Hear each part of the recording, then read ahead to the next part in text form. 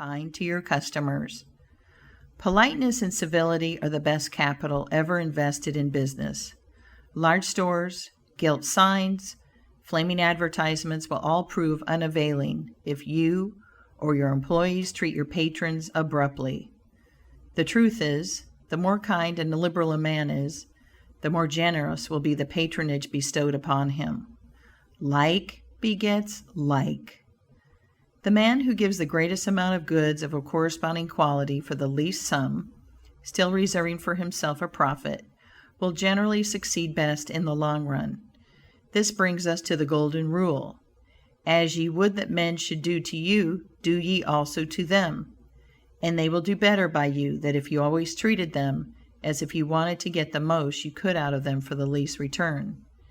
Men who drive sharp bargains with their customers, acting as if they never expected to see them again, will not be mistaken. They will never see them again as customers. People don't like to pay and get kicked also. One of the ushers in my museum once told me he intended to whip a man who was in the lecture room as soon as he came out.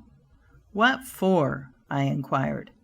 "Because he said I was no gentleman," replied the usher. "Never mind," I replied. "He pays for that, and you will not convince him you are a gentleman by whipping him. I cannot afford to lose a customer. If you whip him, he will never visit the museum again, and he will induce friends to go with him to other places of amusement instead of this, and thus you see I should be a serious loser." "But he insulted me," muttered the usher. "Exactly," I replied. "And if he owned the museum, and you had paid him for the privilege of visiting it, and he had then insulted you, there might be some reason in your resenting it. But in this instance, he is the man who pays while we receive, and you must, therefore, put up with his bad manners." My usher laughingly remarked that this was undoubtedly the true policy, but he added that he should not object to an increase of salary if he was expected to be abused in order to promote my interest.